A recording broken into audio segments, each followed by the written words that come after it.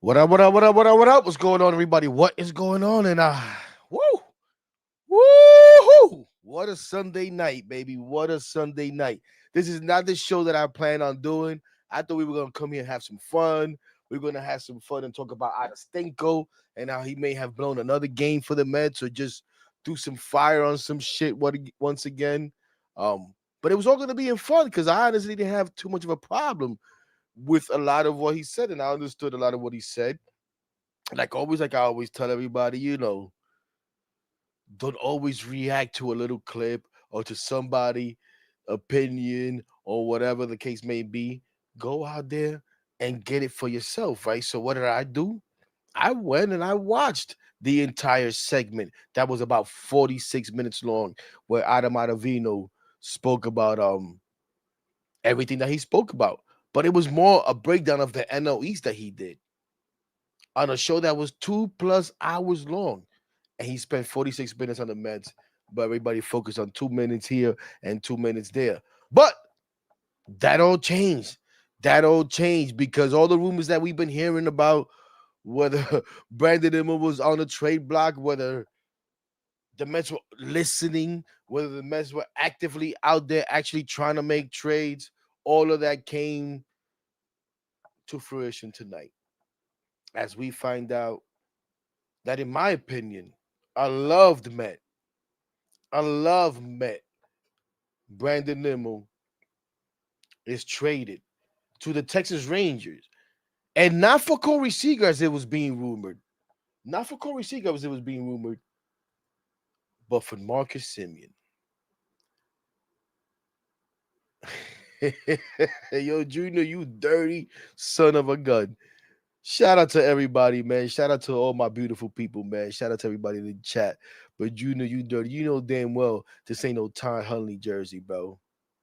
You know damn well this ain't no Ty Huntley jersey. Matter of fact, I don't know if this is good for TV or anything like that, but I'm gonna give my back so you can see that it's not no god darn it Todd Huntley. You hear me? Todd Huntley. That's my guy Nims, baby. It's my guy Nims. As we had to honor my guy Nims. But anyways, yeah, Brandon Nimmo got traded, and honestly, man, my first reaction is what the f? What the f? Listen, I understand Nimmo's a flawed player. You could say Nimmo's on his way on the other side, or whatever the case may be. We could talk about the core and how this core needed to be, shaken up. And we were assuming that the core might be shaken up by letting Pete Alonso walk, by maybe trading a Jeff McNeil. You want to consider him part of the core, but kind of like a guy that's been around, right? Whenever Brandon Nimmo's name came up, it was like there's no way the Mets could even trade Brandon Nimmo because of the money. Look how much money he's owed. And that's why I always say, don't talk to me about my money. And all. If you want to make a move, you make a move. Oh, but Brandon Nimmo has a no trade clause. He's not going to approve a trade. Well, here we are. Brandon Nimmo approved the trade. I'm going to be very interested how this all came about. I'm going to be very interested how it all came about. Did they approach Nimmo? Did Nimmo come and say, hey, guys, listen, what's going on? I keep hearing my name. If you guys really want to get rid of me, then go ahead. But it has to be here to this team. Did Brandon Nimmo give them a list? But for me, as a fan, because I'm a fan first. I'm a fan first. And you can't put me in a damn safe. And I'm going to speak how I feel. And yeah, I wear my emotions on my sleeve. And if you don't like it, that's too damn fucking bad. So yeah, initially, I don't like the trade. Not because of what we get back. Not because we could get out of 2 years of Brandon Nimmo and we saved 40 million, but even though we had to send 25 to offset some of that, so did we really save? But because as a fan, you grow to Like players, fall in love with players as players, right? You go on emotional attachment to players. Well, Brandon Nimmo was one of those guys, and yes, get frustrated with Brandon Nimmo in the slumps sometimes. The strikeouts.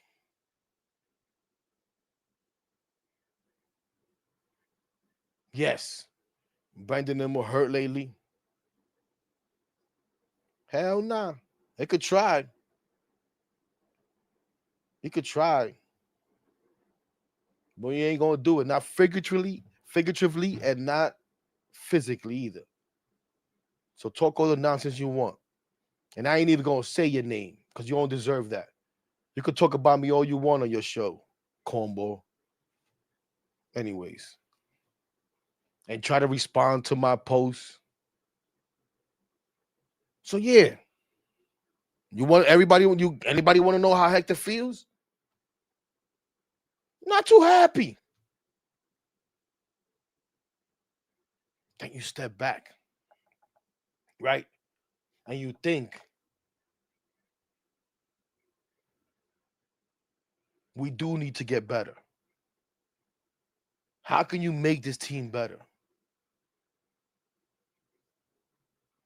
Well, this is a step, I guess. But it can't stop here. It can't stop here.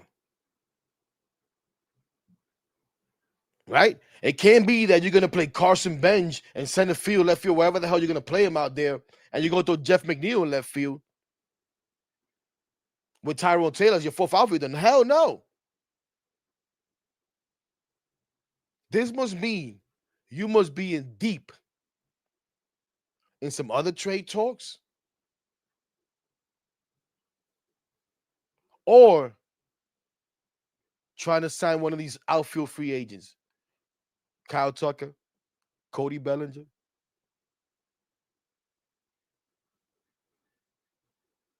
You want to go trade for Fernando Tatis like people are talking about and been talking about? Whatever it is, it better be good. I'm not even sure, though, if this guarantees that a Peter Alonso comes back. How does Peter Alonso feel about all of this? Yeah, it does. It gives flexibility to make more moves. How is Peter Alonso going to feel about all of this? Does he say, you know what? Maybe it is time for me to move on?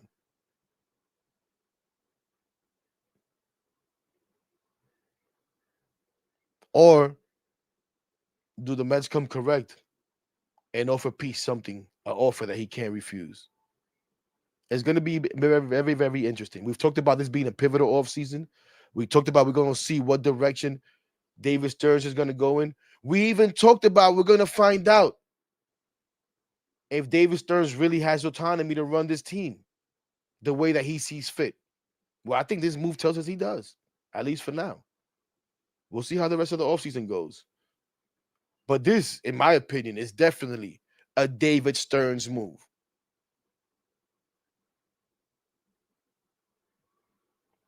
Now, what move is going to be next? It better be big.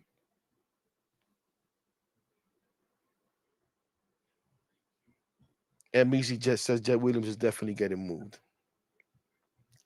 That may be. That may be. So you're gonna overturn your whole outfield this offseason? That's gonna be interesting. Tatis and Queens will be a great Christmas gift, says Junior. We'll see. Listen, I don't know what's gonna happen. I know everybody has a wish list. I got somebody that I'm pretty sure has a lot of thoughts on it. I gotta be honest. I'm still in a little bit of a not shock, right? Because we all thought this could happen. We all thought something could happen, something big could happen, some kind of shakeup could happen. I'm a little surprised, though. I'm a little surprised. But let's bring my guy Eddie up in here so we can get his thoughts on it. Um, See how he feels, and we'll talk about a few other things back and forth. But yeah, man, Eddie, what's up, my guy? What We've been up, talking Heck? about doing an MPU. We've been talking Yeah, about this and that. We've been trying to find the right time to do it, and now's the it's not an perfect time. MTU, not an MTU, but here we are. Here we are. We No, definitely have stuff to talk about. I appreciate you having me on. I think today's the perfect day to talk about this. My first thoughts initially, I was just like you. Whoa, it's not Seager.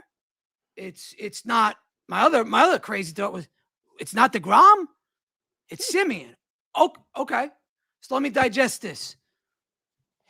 Okay, let me go look up Simeon. Simeon, wow, his year last year wasn't too great at the bat, right? What's good? Wasn't too great at the bat. Batted 230 at a 305 on base percentage. And I'm like, damn, that's not good. But then I remembered that Marcus Simeon is one of only 3 captains in Major League Baseball. So then I thought to myself, wait a second, Eddie, this was a leadership move. This was a clubhouse move. This was, we're shaking up the core and we don't care. This is a move that's done initially, I think, to save money. Okay. But also, it was a clubhouse move because I do believe that maybe there was some smoke in that clubhouse. This core's been together now for 7 years, and they've had 2 or 3 winning seasons out of those 7 years. And ultimately, we are chasing the best team in baseball in the Los Angeles Dodgers.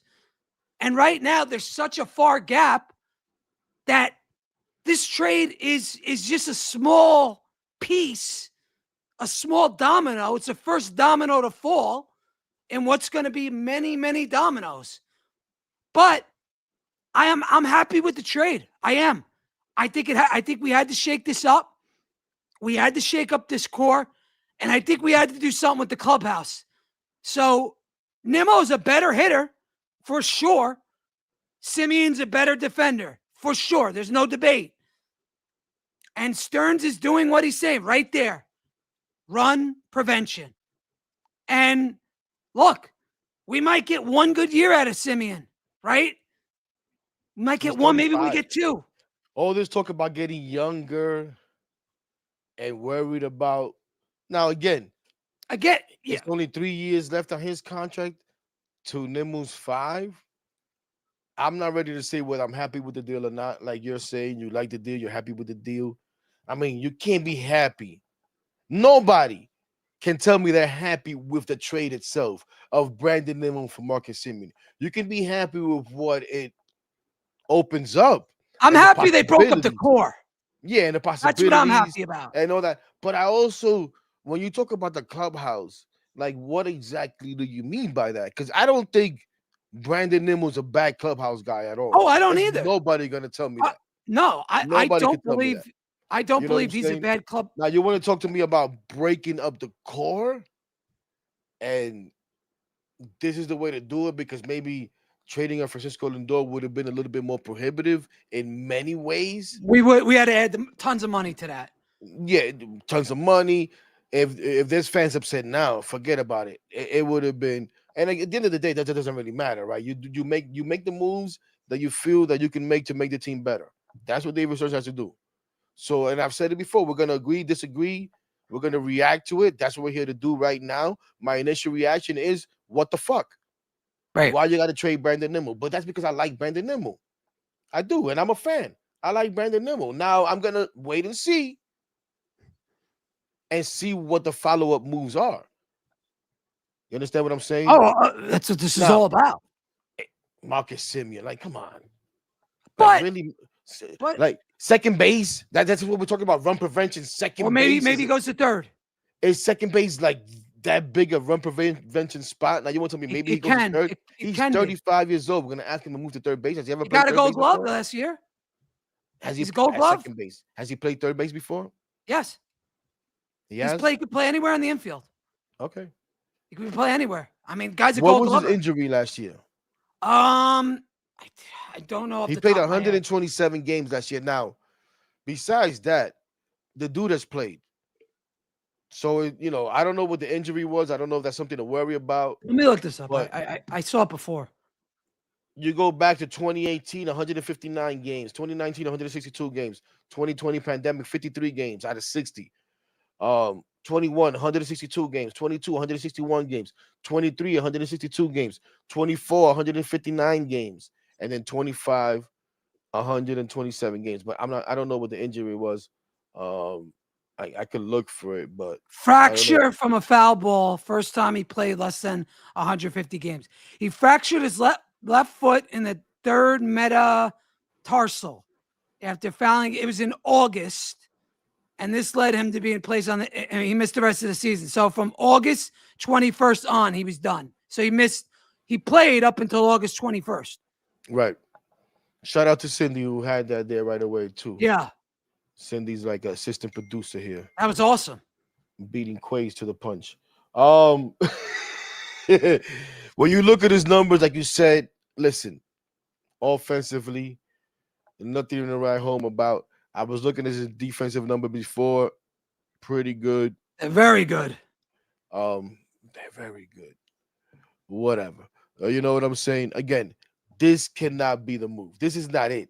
No, So we can't look at it as Simeon for Nimmo, although the trade is Simeon for Nimmo. That is the trade. You traded Brandon Nimmo for Marcus Simeon and 2 years of flexibility. That's basically what you did. You I traded mean, and you can tell me maybe roster flexibility. I don't know how much roster flexibility when you brought in another infielder to already a clogged infield. So of course everybody's thinking, rightfully so, which was probably going to happen anyways. Bye Jeff McNeil. Wonder where the hell he's going to get traded to. I think there's probably 10 offers on the table with him right now, Hector. I think he's done. It's possible. Yeah. It's possible. It's possible. Listen, for me as a Met fan, it's going to be interesting to see how these guys go and perform elsewhere. Because there's Oh, always I that. bet Nimmo's going to tear it up in Texas There's always for a that few element. years. Yeah, there's always that element. Like, And here we go. like just for me, like, again, when I knew it was time that the defense had to change was, and I said this earlier, I'll say it again, is when I watched that Chicago Cubs series when we played them. And I looked at that team and I was watching catches they were making in the outfield. I watched their defense in the infield. And I'm like, we aren't close to that. Like, we are light years away from that. I even watched when I went to the last series of the year and went to the Marlins, us versus the Marlins, I was watching their outfield defense and it was elite compared to ours. We can't, the defense had to change. And I am of the opinion is I don't care who's gone. I am not hung up on Pete Alonso. I am not hung up on getting Cody Bellinger. I am hung up on making this team a consistent winner. That's it. I want to consistently win. And again, like I said before, the Dodgers are here. Okay? We're here. It's a big, big difference. I mean, they showed that they can repeat. That hasn't happened in 25 years.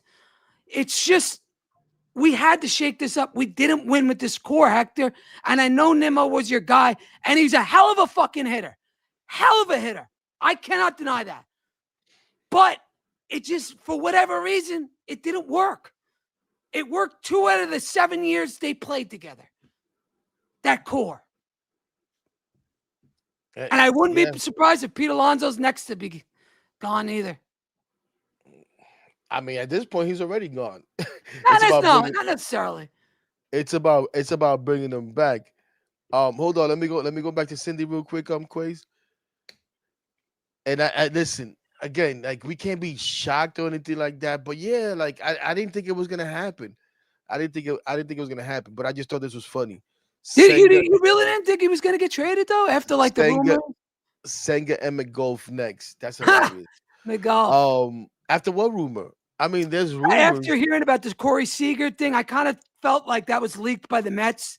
It was kind of a little forebearer or whatever you want to call it, but harbinger. I thought the Mets kept everything under wraps. That's I agree, but maybe that was their way of putting. And isn't it like the Mets though? Like it's always, some way, somehow. Like okay, so they did trade Nimmo, so we could say, wow, the media had it right, or the critics, the sports writers had it right. Nimmo was on the block. They were actually listening on Nimmo, whatever the case may be. Yeah, But just like the Mets will throw the curveball, and it's not for Corey Seager, but, I but for Marcus Simeon. Like, come on. I mean Like, Corey Seager's a much like to but then me that would that have been guy's a a whole winner. different issue in itself. Yeah, I mean Because I would have been happy with that guy for 2 or 3 years, but I think the decline is coming in his career. You're seeing it. He's missing yeah, games now, and exactly. Like he's missed games and stuff, so that would have been another different concern. Simeon is sort of like a Marte to me. Like when we first got Marte, that's how I look at how I view Simeon. If that helps, I think he's going to be like Marte for us. When Marte was good, What age? How old was Marte when we got him? same age, I think 35. Yeah, Yeah, that's gonna be interesting, Marte. You think that's because my comparison. He's going to no, be the new Marte. you know what? I'm not even gonna go into the whole bringing Marte back and No, we're not Marte, bringing him back. Marte and Soto hanging Si- out, and no, obviously Simeon's the new we're not leader. bringing them back. We're not bringing them back because No, listen, today we learned a lot about David Stearns. Not that we learned, he, in my opinion, what you gonna call it, proved out some of what is believed. Like there's no emotions or no. anything. Like you know what I'm saying. He doesn't. Boom. So yeah, I don't I don't see him bringing Marte back, no matter how much Juan Soto, campaigns for him to come back and talks about him being an impact in the clubhouse and all that. Because I don't think David Stearns really cares about that. And you know how they talk about how that builds on its own or whatever. Like he's really a believer of that. Like every year it's a different year, and we'll see Which it what is. we'll see how what the clubhouse dynamic is coming up in 2026. Hopefully it's better than that, but hopefully more important than the clubhouse dynamic, hopefully the play on the field is better. Hopefully continues to make moves so that the defense, the run prevention, all of that plays out and improves the way that everybody's talking about. Hopefully all of these moves that they made in the coaching staff that he talked about, or Yeah. he talked in the GM meetings, how these guys that they brought in should help with all this, which I'm not gonna lie, had me kind of thinking, damn, maybe he isn't gonna make as many moves as people think. Maybe he is gonna count on these coaches and stuff to kind of improve. But I don't no, know it's about that it's anymore. I think the moves. I think it's. I no, think we're going obviously that's down what a I'm saying. river. I think I think tonight we learned. I mean, it's a bold move, Amizi, but I don't think it's the kind of bold move that we're talking about, though. It's a bold move in that, yeah, it shakes up the fan base, it shakes up the core, and like in that sense. But for Marcus Simeon, my guy, it's like I said, it's a Two let's see now. What 2 years ago, I mean, this guy, was one of the two. Go back to 24, 20, 23, 22. I mean, he's one of the best players in Major League Baseball over the last 7 years, up until this year. So I think if he's okay, I think he will revert back to some. Now, do I think he's going to be like he was, putting up an 8 WAR? No, but I think he's going to be a lot like Marte when we first got him. I think that's what we're going to get out of him with even more leadership qualities.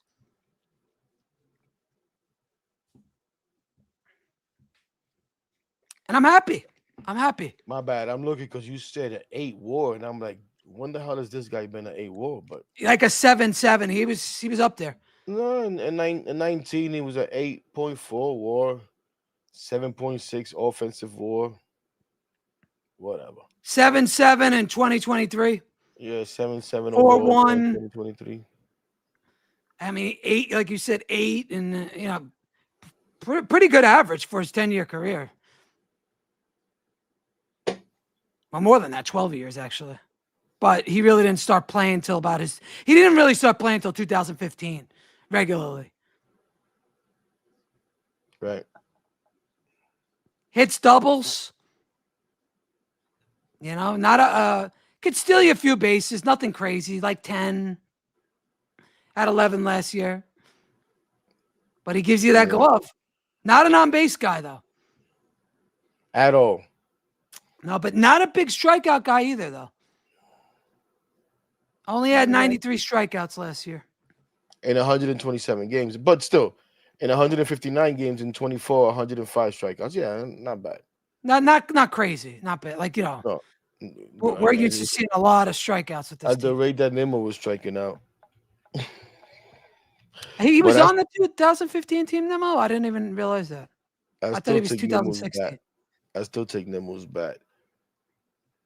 I agree. The bat is better, but something had to give. And yeah, for sure. For sure. Now, what do you think? What do you think we go? Where do we go from here? Yeah.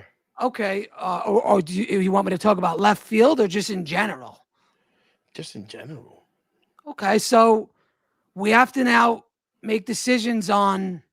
I'm not even going to talk about Peter Diaz because I think that's a whole other conversation. But there's a decision to make on left field, right? It is, but how long are you going to wait around for that? I think you need to get on that. Well, I think our answer is going to come at the winter meetings. That's coming up in what, 2 weeks? Right? The winter meetings coming. I think it's beginning of December, I believe. That's when usually everybody signs. So either we, not really. But yeah, not really. No, you're right. Like that's the idea, the theory, but right. Usually, but you do see signings in the winter meetings, right? You do start seeing the ball rolling. So I think we'll probably look either at free agency in left field. I mean, everybody's talking about Cody Bellinger. They're talking about Kyle Tucker. I mean, to me, I don't know if they're going to go spending that crazy. I think somebody could be outside the box. Maybe we add somebody via trade. Left field. Left field isn't exactly, shortstop or catcher. It's a field. It's an area where you could get a guy to play above average defense and hit for and above at what you want. You don't necessarily have to chase down superstars. So then after that, I still go back to the starting pitching, man. That to me is the most important out of anything. We need 2 starters. Are we going to get rid of Kodai Senga? I mean, if we could fix the guy when he's pitched, he's been amongst the best pitchers in baseball. But what's wrong with him? Is he truly broken or is he fixable? Yeah, but you're talking about all big picture things. And my bad, I guess I wasn't clear. But it's like I said, this can't be the move, man. No, this is not. This is just as far as outfield. Where do you go to fix this outfield now? What's the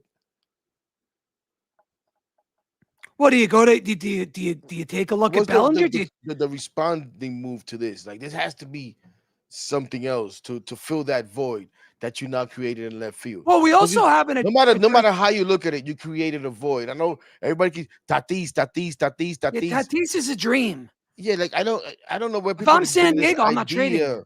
That Tatis is on the table and all of this stuff. I don't know where this is coming from. I mean, I have an idea where it's coming from, but I think it's more of a fan idea. Adolis Garcia, please. Really? Is that what we're going to do? And isn't he 34 years old? I guess it fits in with the whole short-term investments that David Stearns likes to make. Well, does he like to make short-term investments? Or is he trying to shed payroll to sign to make a couple of signings, right? He saved $30 million. No, he didn't save $30 million. Bullshit. He had to send $25 million on top with Nimmo. So initially I thought that was no, but it came out a little while later. Let me see that. That's news to me then. I think it was Heyman. Let me check. I got it.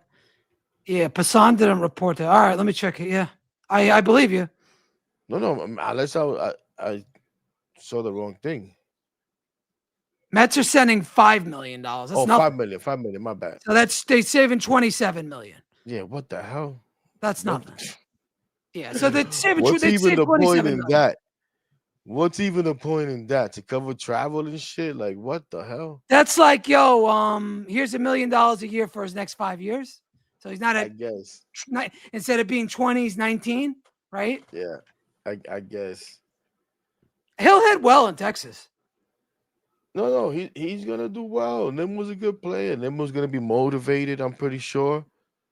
You know Probably what be I'm saying? comfortable. Not much is Maybe, expected of him. yeah. But although I don't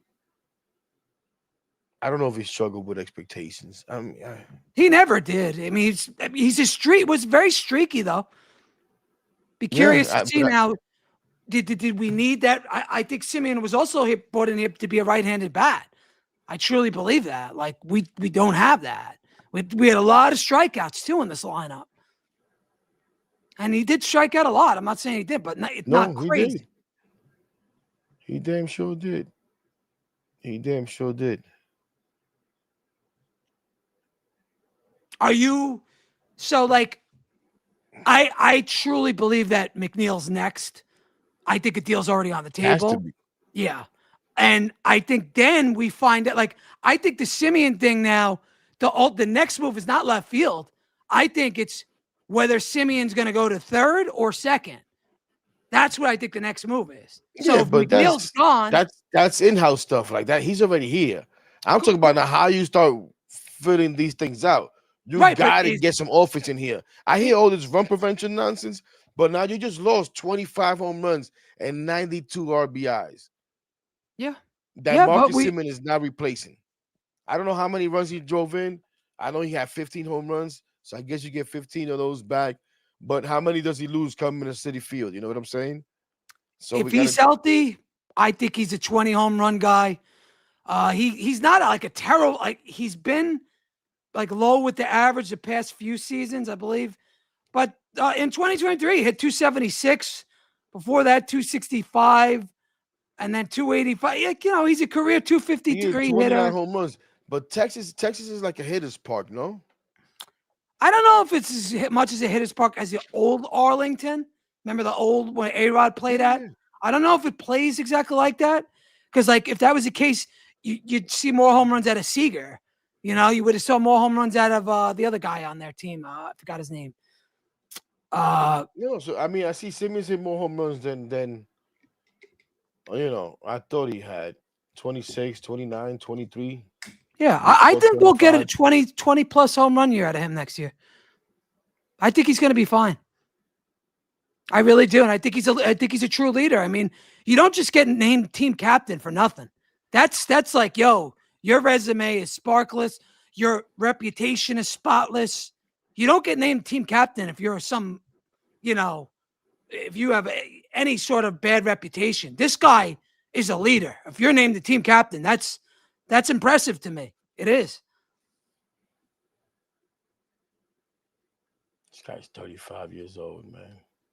Kweisi said in 2023 it was the most home run friendly park with 133 home runs there per blah blah blah. So it is a home run hitting park. You're right. I just never thought of it the way I used to I don't know think if of. it is or isn't.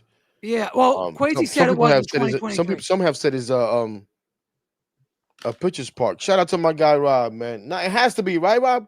It Of has course. to be leading to something big, and I'm pretty sure Rob is happy tonight, as Rob has been talking about breaking up his core and Brandon Nimmo and Peter Alonso. So shout out to you, Rob. Celebrate, but Yeah. it better be. It has to lead to something bigger. This can't be it. Well, This can't be it. heck, what would you like to see done? Like, what would you like to see? Obviously, I know you want to see Diaz and Pete back, but like, just short, like in left field, what would you like to see? What would you be happy with? We got to start with maybe bringing P back. Okay. Um,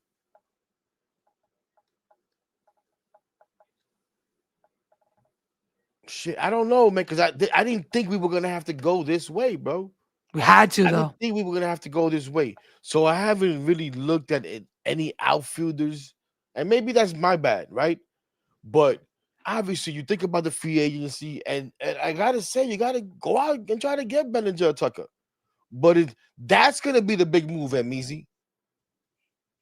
As Rob says, Bellinger and Tucker is a responding move, I in don't my want opinion. Tucker. I don't want to give that long of a contract out. I don't. I don't Hmm. know if he's worth that 300 million. I'd rather get it like a Tatis or a guy just that you could probably grab. Like I don't know. I don't know if I want Tucker. Is that realistic though? I don't. It might not be. I don't think Stearns Is is going to go Tatis down that road. realistic? You know what I'm saying? Yeah. So I don't know, but it has to be big, and really like I say this all the time. Like it's not about the winning the back page, right? It's about making the right moves and then them panning out, and it's gonna take time for us to know. But right now, my initial feeling is it has to be a big response, bro. You Of cannot make course. this move and trade a guy like Brandon Nimmo with all the flaws and they're having to break up the core and all that we've talked about on and on and on and on. Because it'd be silly to act like we haven't spoken about this, right? Everywhere. I've been on a round table with Rob and those guys talking about breaking up the core and in this court back then. And then they fooled us in 24 a little bit, and we thought, okay, maybe It they was a figured it out. tease.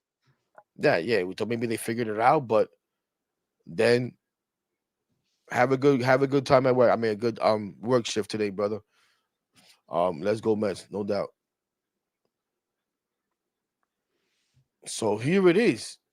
Here it is. It's just like I said to start out, emotionally as a fan, is a little bit of a jolt. Like, holy crap, they really did it.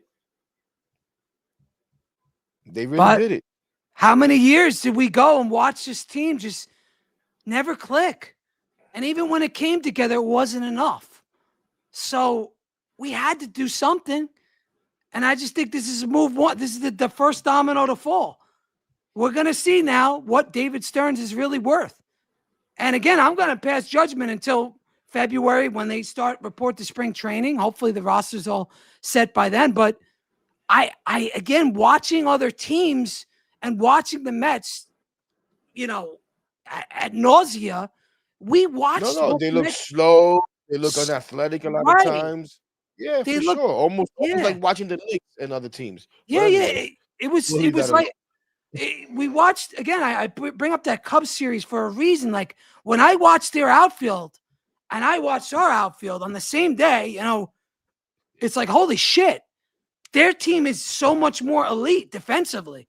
And I know the Cubs ultimately went nowhere. They got knocked out pretty quick, but they still had, they were a better team to me. Despite us, I think we took that series, but they were better. And how do you couldn't keep this team together when we lost to the Marlins 2 out of 3. Just win 2 out of 3. We had the wild card handed to us, and we couldn't get it done. We couldn't get it done in 2022 when we won 102 games or whatever, 101 games. We folded the division. So this team or this core has a penance for losing in big spots. Take out 20, you could put 2024 in it if you want. Ultimately, they did lose in a big spot to a better team. I think we just need to get better everywhere. It's so obvious. And when I watched Nimmo in left field, I had a problem with it. I did. I think he had a great bat. I will never diss his bat. His bat was phenomenal. Homegrown Met, the whole nine. But watching him in left field, not only with his throwing arm was horrendous, but the way he would track balls, he was just, 2 steps slow. You can't, and that's not, and you can't have that. You can't have it. No. Listen, we'll see. Again, I know the defense was a problem. This would think would make us better, and obviously makes us better at second base. We'll see what happens with third base and all that. We'll see how we fill out the rest of the outfield. I gotta step away for a second, Eddie. Yeah, go ahead. No Hold problem. it up. Hold it up. I'll be right back. I think it's here. Can we pull up the easy pitching savant? I want to read his message. Can we pull that up, Quace? So Frank in the chat says, I think if Tatis is available, and that's a big if, which he's right, totally big if. I think it's kind of dreaming. I think Cohen would step in and tell Stearns to make something happen. It's a big contract, but it's through his age 35, and it would definitely energize the fan base to have Tatis, Soto, and Benj in the outfield. Like, I think this is like the ultimate dream. I think every Met fan agrees with you, Frank, and every Met fan wants Tatis Jr. I think we want Tatis more than probably any other player in Major League Baseball. At least for me, the guy's young. The guy has swag. We know Soto and him get along. Like it's almost too good to be true. But what would San Diego want for him? Is it now going to cost us too much to get Tatis, and then we can't round out the starting pitching that we need? So it's you got to weigh your options, right? Do you go out and then sign a Framber Valdez or a couple of other guys that are at free agency? That's the question. I would love Tatis. I don't think, like, if you're in the chat right now, do you want Tatis? Yes or no? Just say it.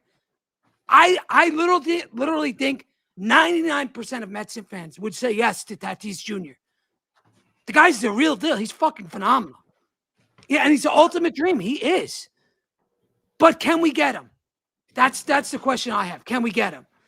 And if we do get him, do then we still have enough to add 2 starting pitchers? Because I think we need 2 guys that are number 1, number 2 type pitchers. Look at this. Everybody's a yes on Tatis. Everybody wants Tatis. And I'm all for it. If trading Brandon Nimmo's salary and saving that $27 million was a move to get Tatis, then fucking Stearns is a genius. I love Tatis. I'll trade anything for him. Give me, I don't think there's many, and the bullpen too. We still got to revamp the bullpen. We got to decide who's going to be at second, who's going to be at third, who's going to be at first.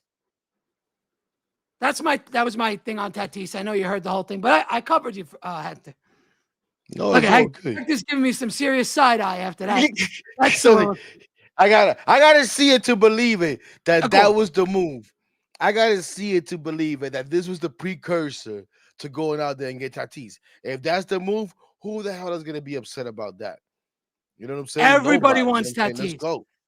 You know what I mean? Yeah, I'm pretty sure the chat is going crazy over that, but I gotta see it to believe it that that's the move. 290 would keep it reasonable. Would they trade him though? That's the ultimate question. Would they trade him? The Padres? Tatis. Listen, everything I see is like, yeah, everybody thinks because they've talked about maybe putting the team up for sale. But I've been listening to stuff and like, yeah, they put it, but it's not even sure that they will sell, first of all. And they're not haven't given any indication that they're trying to break up the team. Excuse me, or that they need to break up the team, or that they need to get out of any contracts or anything like that. But anything is possible. And I always say this, hey, boy, genius, make the Padres think that they called you about trading Tatis. I don't know. You need to be that good. How many games did San Diego win last year? I'm going to look it up.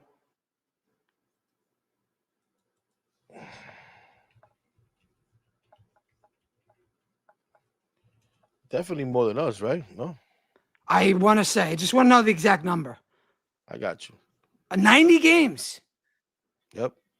You going to give away your best player after you won 90 games? Now, if they don't want to spend and they don't think they could win with this core, then it opens up the possibility of getting Tatis, right? They have Michael King. He's a free agent. I think the other kid, Cease, is a free agent, right? Yes. So if they don't want to spend, they will break that core up. Tatis will be available, I think. But if they don't, Gladly. My bad, Eddie. I would gladly eat those words. I would gladly eat those words. Yeah, everyone has a price. If Boy Genius pulls it off, I'll gladly eat my words. Listen, I'm not here to be right. I'm not here trying to be right. I'm not here like some people try to tell everybody how they have to think and what they have to like and not like. I'll tell you how I feel. Boy Genius needs to prove to me that he can go out there and make that caliber move. I'm I not think he gonna be needs to like, prove it to all of us. I'm not gonna not to Emezy. Emezy already said he made his big move by trading Brandon No, Nimmo. no way. Like, This is the first move. This is just the first tweak, bro. oh All man, these, I'm asking for it now with Emezy. yeah. Nah, man. Listen, again, man. I I don't have even many words. Again, I had a totally different show planned tonight, man. To have some fun with Adamada Stinko. Shout out to the homie Lisa.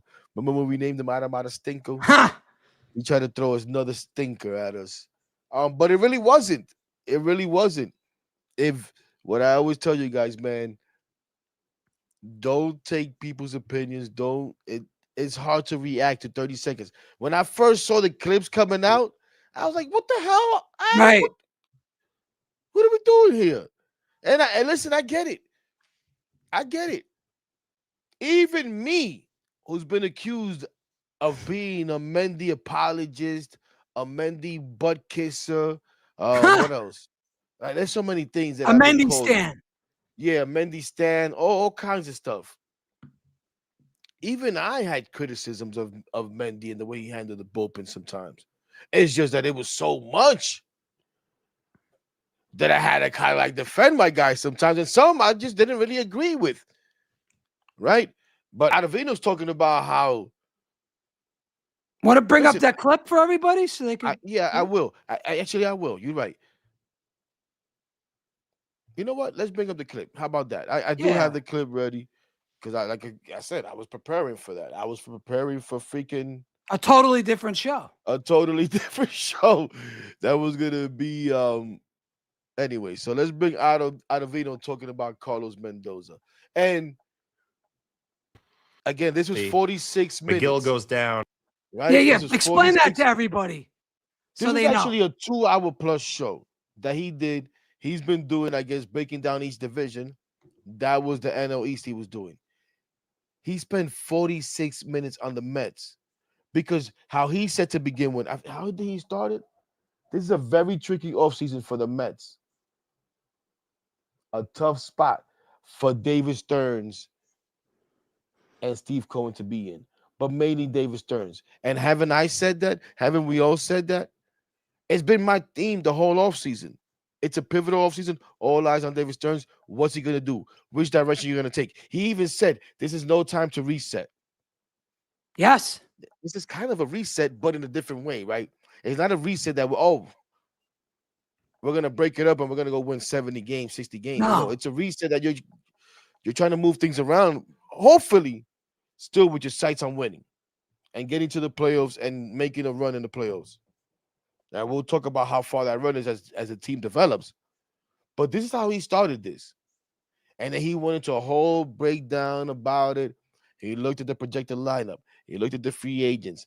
And then he looked at the bullpen. And then he finally got to the guys that are hurt.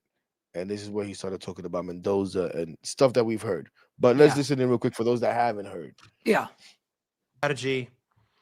And then this is the other issue, and this is something that really upsets me deep in my soul because, man, I've talked with every single one of these guys about having to take control over their own career because the team is not going to keep them healthy. They need to find a way to keep themselves healthy.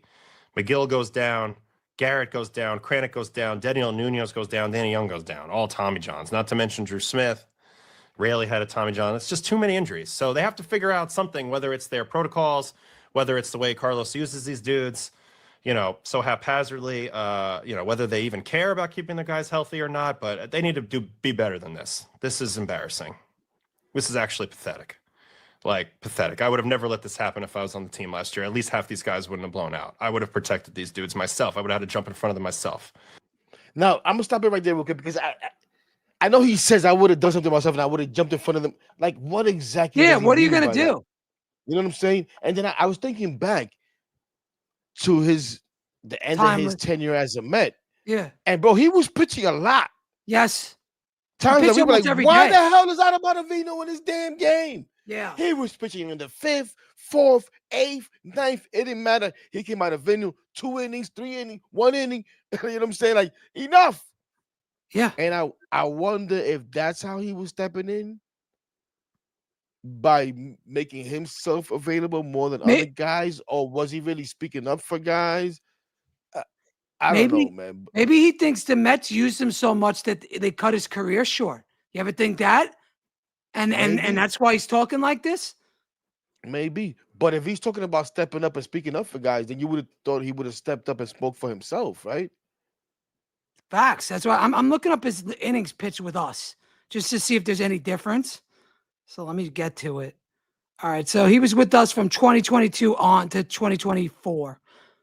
65, 61, 56. And his best year was in 2022 when he had a 2.06 ERA. At 2023, he was a little bit worse, but he was 3.21. He was solid. But no, 65 innings isn't crazy. In his last year, he only pitched 56 innings. So did they really use him that much? I guess not as much as we thought. And shout out to Will Salmon, who did an article like soon after that, and he broke it down and like numbers wise, how the Mets weren't either in the middle of the pack or down. And most of the guys, I think, what was it? I forget the number. And I had this thing, I had the article in front of me, but not anymore because whatever. He even talked about most of the guys that went over a certain threshold of innings was guys that the Mets traded for in season and were already on pace to go over those innings. I think it was like 60 innings or something like that. You know what I'm saying? What guys are these? Just so we know. No, guys like Helsley. Okay. Soto. Even going back a couple of years, I forget. I forget all the names right now. Terrible job by me because I should have it. And Rogers. Right? Rogers. I think even Rogers too was already. Let me see if I can find it real quick. These guys put up so much stuff, bro, that it's hard to find this stuff. Oh my God. Let me see. Anyways, forget it. I'm not gonna find it. Well, what were you trying to pull up? Maybe you just like say it.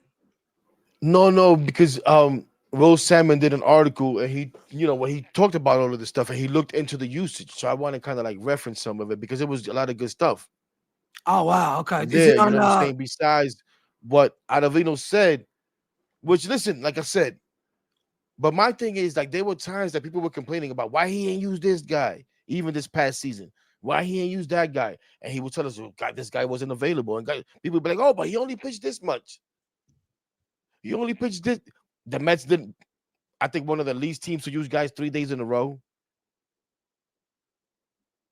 You know what I'm saying? Like things like that you would think that are red flags, The Mets were like one of the teams that to least do this. Yeah, I mean, again, when it's all said and done, at the end of the day, the guys we bought in the bullpen ultimately failed. I mean, some were okay, but in the biggest spots, they kind of failed. So even though we bought these guys in and maybe overused them, the bottom line is those moves were bought so we would make the playoffs. They backfired. They completely backfired. And listen, also not addressing the rotation was a backfire too. So it's not just, I don't just put this on the bullpen, overusing the bullpen. I mean, the rotation was cooked by the end of the year. This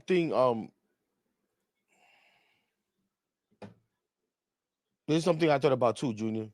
That's a good point, by the way. That's a great point. There was a lot of times where even people were saying, even Mendoza hinted at the fact that he deflected a lot to Jeremy Hefner when it came to the handling of the pitching and who was available, who wasn't available. You know what I'm saying? And so on and so forth. Will Salmon also talked about in the article if there's anything that David Stearns is hands on with is the pitching and how that's handled in the sense of injuries and coming Tommy back. Johns. Like like guys coming back from injury and so on and so forth. How do they rehab? What do they rehab? How long and stuff like that. So this whole thing, but let's just finish listening into this since we played it. Yeah. Listen to the rest of this because then there was Fortunately, there was nobody willing Go ahead. to stand up and talk to Carlos this year. That was just me, I guess. So a little bit of an issue there. And if they continue down this path, they're going to be FUCKED because you cannot injure this many dudes every year. And it's hopefully this is not an actual strategy because it's freaking pathetic and it's not player friendly. And eventually people will catch on. And it's funny is they were bragging about how good they were at keeping people healthy the year before when it had nothing to do with them. So yeah, I'm a little annoyed because these are guys that should be playing. So it pisses me off. All right. Why do you think caused that? It's a combination. Now, again, this was later on. Somebody asked him, why do you think all these injuries came about? You know what I'm saying? And Right. This was his idea on it. Of things. I mean, there's not really any player education going on too much about how to stay healthy. There's a lot of pressure for guys. Now, I wonder when he says there's not really any player education. Is he talking about just the Mets or in general? Yeah, that's a good. That's You know a good point. I wonder that, but either way, I think it's directed at the Mets. it probably is. It probably is. To play even when they feel a little compromised. I know that from the inside. And then look, the manager. Especially when he says that. I think he's a really good under distress. My bad, because I just spoke over that. But play even when they feel a little compromised. I know that from the inside. And then look, the manager. I think he's a really good under distress manager. I think he has no idea what he's doing when it comes to bullpen guys and how to keep them healthy or even really how to care about them at all. There's no communication there. There's no feel there. There's no bedside manner when guys get hurt. I'm going to stop there before I get too fired up. But honestly, they could do so much better than this, and they need to do better. So I'm not going to sugarcoat that too much. They cannot be injuring this many pitchers, especially relief pitchers. There's no excuse for it. Spread it around a little bit in the first half, and then maybe you won't blow through all your guys and have a total nosedive in the second half when nobody can get any outs, and you're relying on a whole bunch of pitchers that you didn't want on the staff in the first place. So don't get me started. I guess I thought that was hilarious, which is kind of true. You know what I'm saying? You're blowing through all these guys and then we're relying on all these other dudes, all these fucking retreads at the end of the season. You know what I'm saying? Calling guys up and down, DFAing guys, bringing them back, and so on and so forth. But at the same time, what can you do when your starting pitching is not giving you any damn innings? You got to finish the damn games. You know what I'm saying? And what I don't, again, he's there. He was there for a year with Mendy. So he knows. He's talking about there's no bedside manner, there's no care, there's no communication. You're in a playoff hunt. What kind of fucking bedside manner do you want? No. But he's not talking about a playoff. He's talking about throughout the year. And you want your manager to be in touch. Like I felt, again, how many times did Mendy say, yo, after the game, well, I didn't have this guy, I didn't have that guy, I didn't have that guy. You know, and we wouldn't know going into the game. And people are like, what do you mean he's not available? This guy pitched 3 days ago, or he pitched 2 days ago. He only threw X amount of pitches. I remember coming on stream and talking about, yo, it's easy just to count days and pitches, but sometimes a guy may say, he's sore. Listen, I'm feeling, you know what I'm saying? Yeah. And we don't know that, but the manager knows that.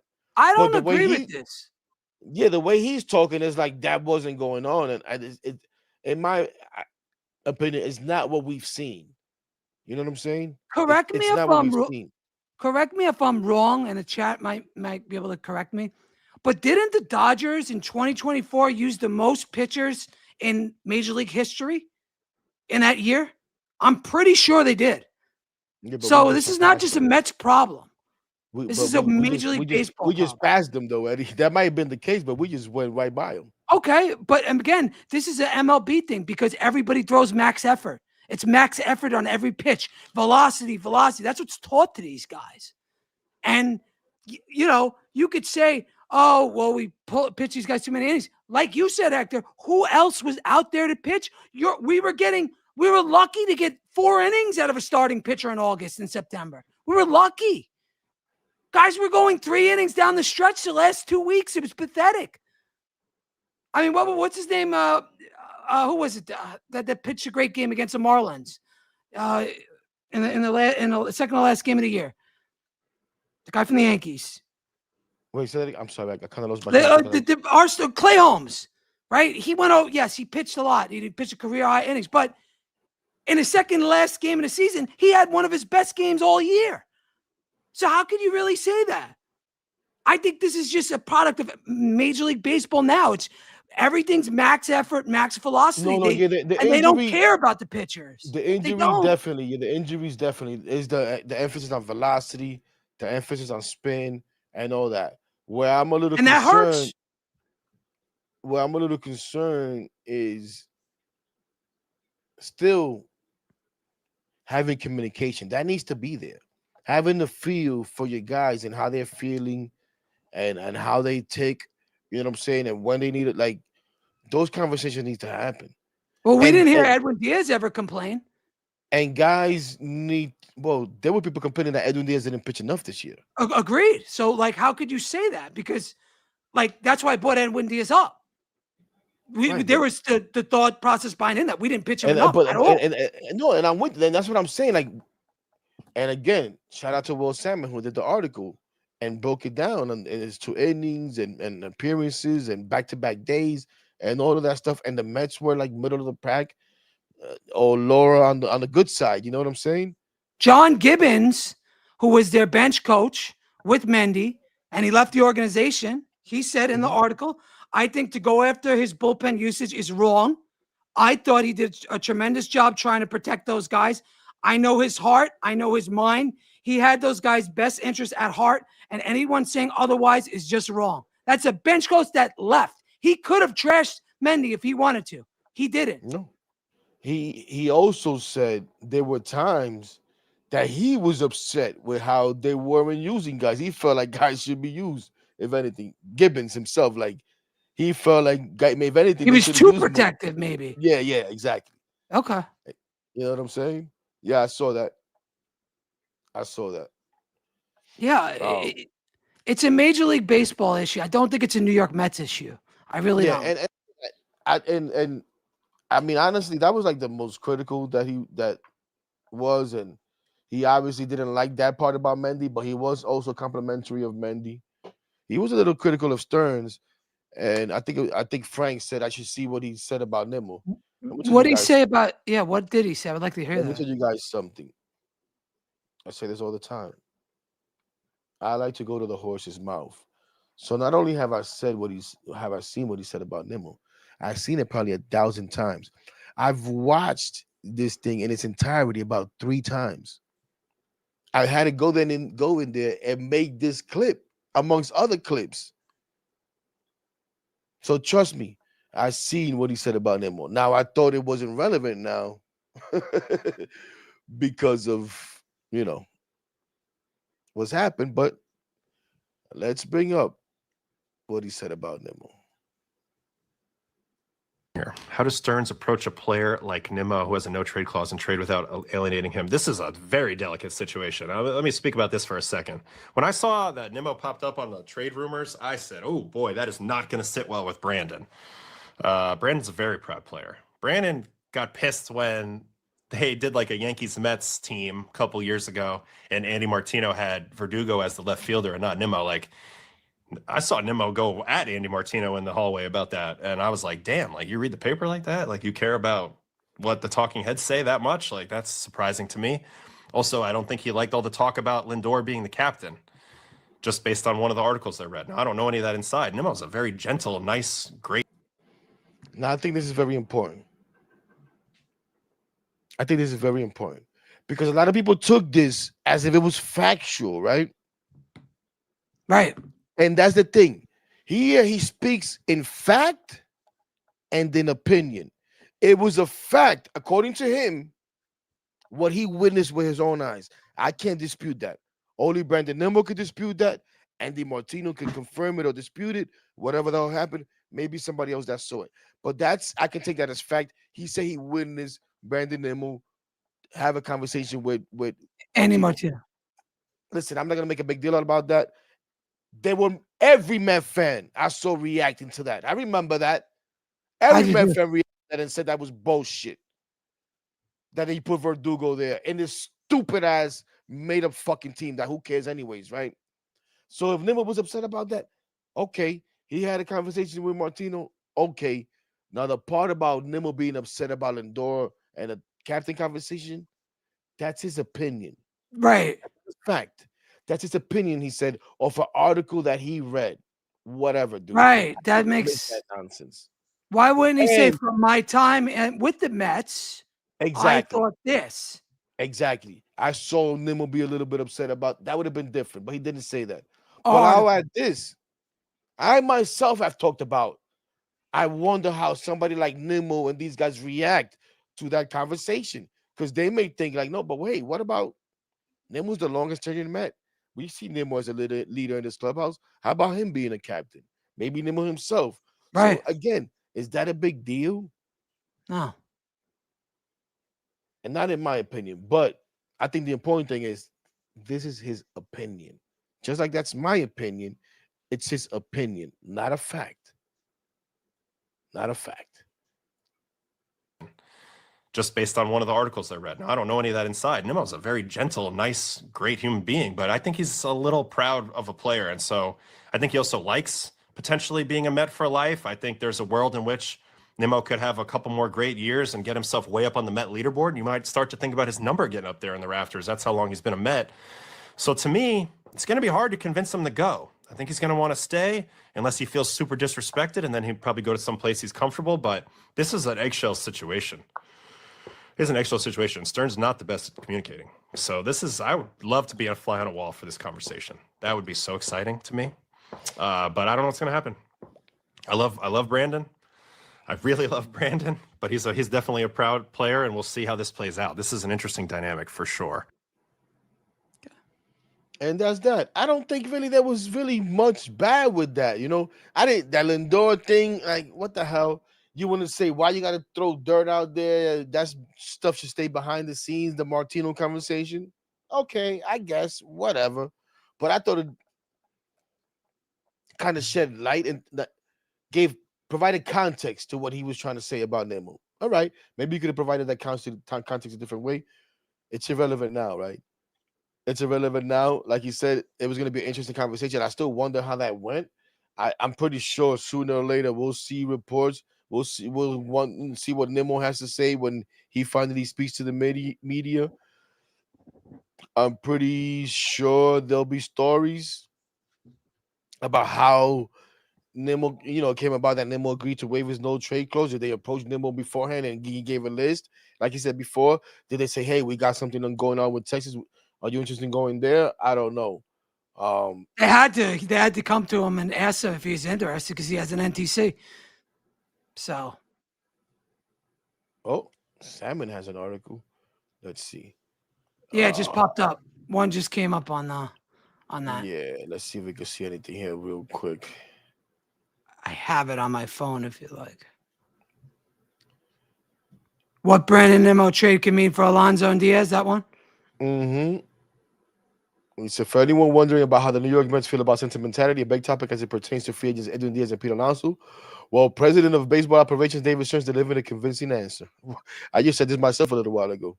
Hey, Will, you listening to Blunt Thoughts? How about you come with Blunt Thoughts and stop ignoring my DMs anyways? Huh. By agreeing to trade offer the Brandon with the club's longest standing player and the fan favorite. Stearns showed sentimentality is not going to interfere with his plans. Yes, Stearns grew up a Mets fan. Yes, a big part of him probably hates having to make that kind of trade that would make the 14-year-old version of himself respond, ugh. But clearly he is up to the task of putting that part of him to the side if it means improving the team. As for owner Steve, do you mind if I, all right. As for owner Steve Cohen, it is always an owner's prerogative to step in. His general philosophy, however, is let his baseball people do their thing. Diaz and Alonso are beloved Mets. The Mets hold interest in re-signing both of them, but the Mets are not going to be persuaded by emotion. It may play some part, but if either or both Diaz and Alonso return, it will most likely be because the cold, hard facts said it makes sense for the Mets to bring them back. To that point, contract length is a sticking point in talks between Diaz and the Mets, league sources. Diaz, who is entering his age 32 season, wants the same kind of deal he signed with the Mets in November 2022, which was 5 years, $102 million. Meanwhile, the Mets are inclined to prefer something shorter, perhaps 3 years.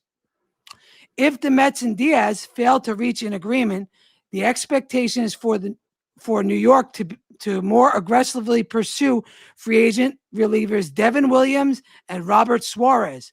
Both pitchers are widely considered to be the next best options behind Diaz. The Mets have contacted camps for Suarez and Williams multiple times recently, league sources said. To be clear, Diaz and Alonso are better players than Nimmo, so the comparison is not exact. Nimmo, however, is no slouch. He produced a 3.0 F-WAR last season, the second highest among NL players whose primary position was left field. Nimmo ranks in the franchise top 10 in several offensive categories.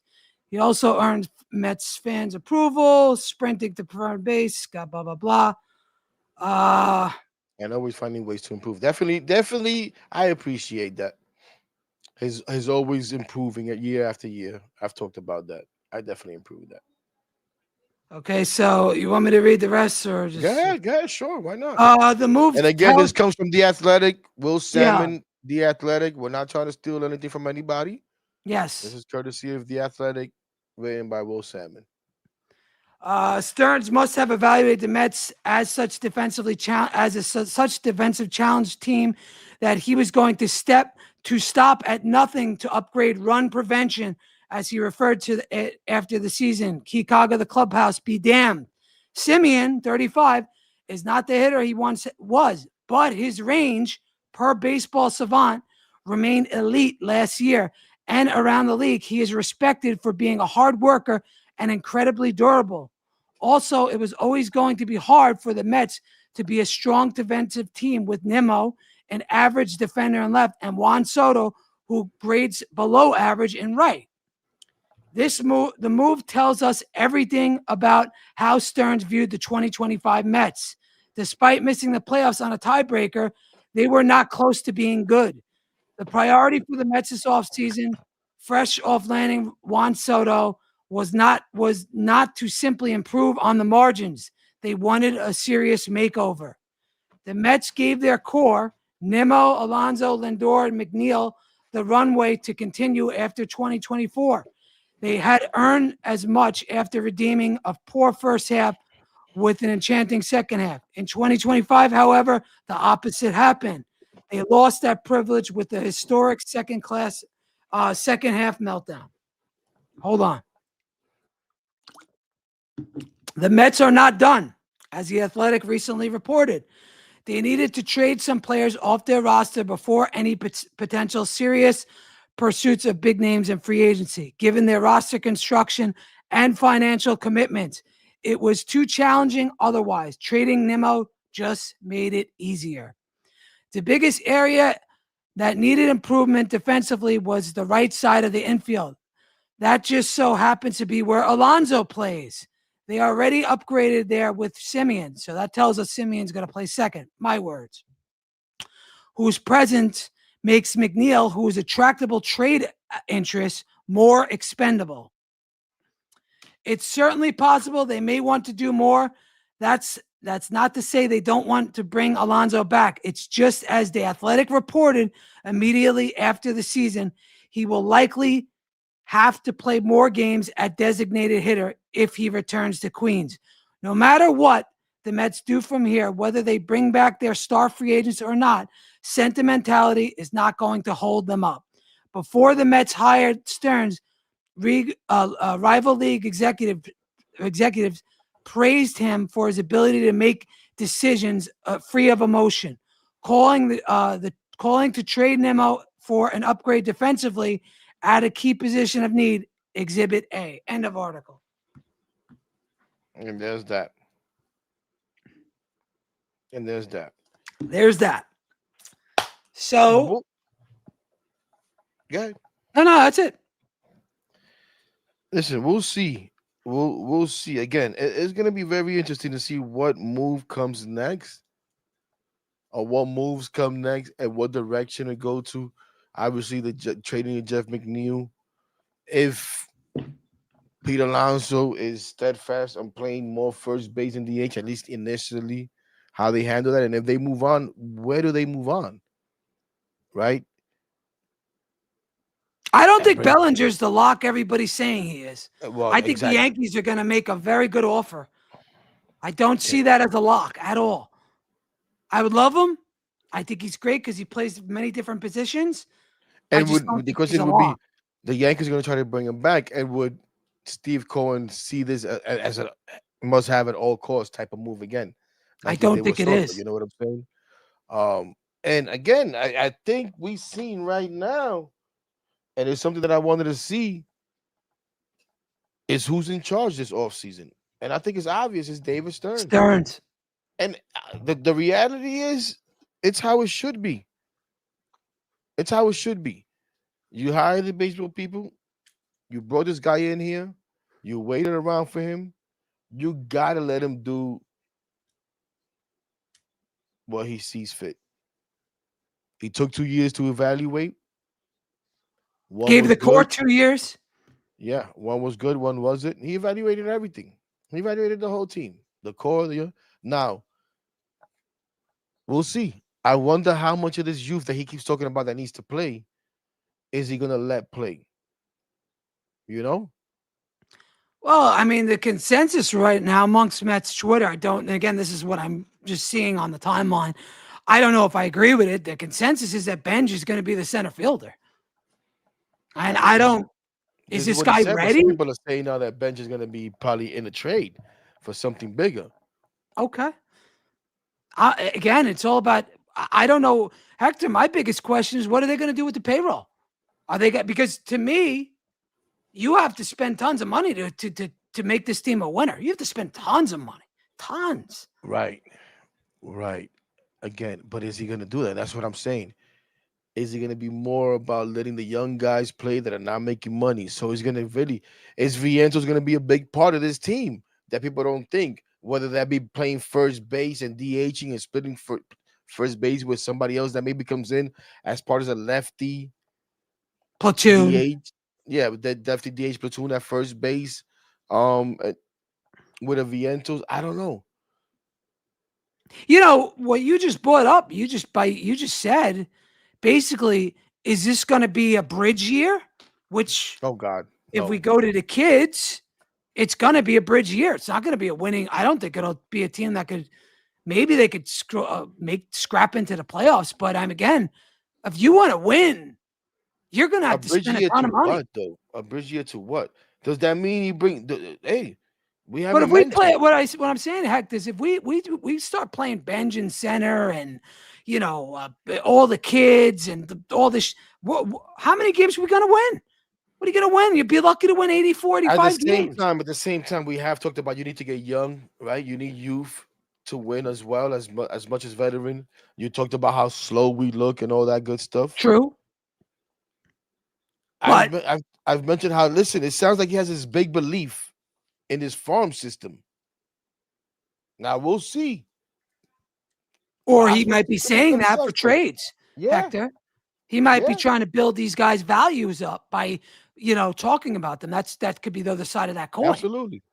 So I don't want to see a year with a bunch of fucking kids. I don't want to see Vientos and Beatty platooning at first base. Well, I don't consider Vientos and Beatty kids anymore. I'm sorry, man.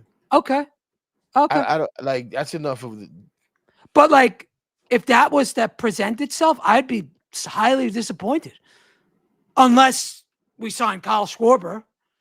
You know what I'm saying? Like if we lose Pete and I have Vientos and Beatty at first, I'm going to look at that as a downgrade, a huge downgrade, obviously, unless you sign Kyle Schwarber. And Kyle Schwarber is going to be hard to get. And then, like you said, Kyle Schwarber is entering age 35 season, but the power is the last thing to go. So I think Schwarber will be fine. Well, that's the only way I could be okay with losing Pete is if you get Kyle Schwarber.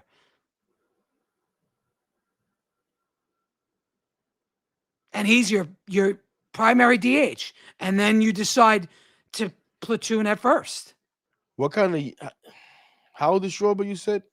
I think he's entering age 35 season. I guess maybe because... I mean, hit what, 56 homers last year? It'll be maybe what, a 3-year contract? I think a 3-year deal. I guess maybe that they would do that, yeah, because that would fit what he likes to do, those short-term deals that he can get out of pretty quick, you know what I'm saying? And gives himself flexibility. I don't know, man. I don't know, Eddie. Honestly, I didn't even realize we've been out here a lot. Somebody says Schwarber's 32. I don't think that's accurate. I think he's older than 32. Right. Somebody fact check on me on that. Hold on. I got it. Oops. If he's 32, he'd be getting a fucking 6-year deal. He is 32. Holy shit. So he's going to be 33 in March. So he's looking at 5 years probably. He's looking at a 5-year deal. You guys are right. I'm sorry. I thought he was older. That's my mistake. This guy's...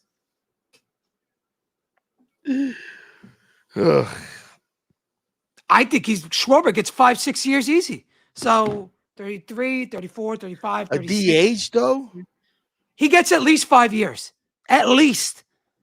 That would take him to age 37. He's getting 5 years. That's a fact. And Pete can't even get 4. No. Which is pretty bad. But if Pete has come here and he's okay with being the full-time DH at age what? What is he going to be, 31 next year? Pete, right? He's 2 years younger than Schwarber. You think that Pete's numbers probably go through the roof. Well, not necessarily through the roof, but like close to probably has a better year at the plate. It's going to be interesting. I don't think Kyle Schwarber is going to be the move. I only said that if we lose Alonso. I said that's the move. Right. Because you got to replace that power. And there's only one guy that could do it. And that's Schwarber. It's going to be interesting, man. I agree. It's going to get 5 years. Easy. He might get 6. No versatility, but that 50 home guy says he's up there with Judge for the most home runs since 2019 in MLB. He's one of the best. No, bro. And then you look at his Baseball Savant page. Oh my goodness. The way he hits balls and where they're hitting stuff, it's outstanding. It's just obviously a beautiful thing to watch. But whatever. I mean, I would give him $40 million a year. I would. I think he's at that. The fact that I found out he's 32, going to be 33, I'd give him 40 fucking million. I know you guys think I'm crazy, but I don't. To me, I'm all in. Spend all the money. Let's win. I'm sick of bridge years. I'm sick of kids. I want to win right now. Give me everybody. I'm not looking for, to play around. I want to beat the Dodgers. I want to be the best. I disagree with that. I think he's going to get more years. And yes, he does strike out a lot. I see that brought up. But again, the only way I'm happy with losing Pete is if I got Schwarber. And I like Pete to come back as a full-time DH. I think you have to almost bring Pete back right now. Unless you make that kind of, shout out to J Mac. Unless you make that kind of move, you got to bring Pete back now the way this team is, man. Where are we getting offense from? Well, Agreed. Where you getting 100? What's 126 RBIs? Did he break Beltran's record? He did, right? I mean, yeah, I see me. You'd love to see a lineup with Pete and Schwarber and Bellinger. Whoa, now You'd you love to talking. see Are that. you crazy? Yes. Yes. Absolutely. If it You was up know to me, I'd damn spend $1 well billion. there's no way in hell I know. that Fuck David it, and I'd Stearns is going. bring Tatis on top of that. That's And what I plus, do. that wouldn't make no sense. I listen. As much as we want to win, you're not gonna sign all these guys like to long-term deals like that. That would make for that. No. Hey, listen, the Yankees did it before they won the World Series. They gave a bunch of long-term contracts, and it worked. It worked for that Before 1 which year World in Series? 2009, and they won. So it's not like it doesn't have precedent. It does have precedent.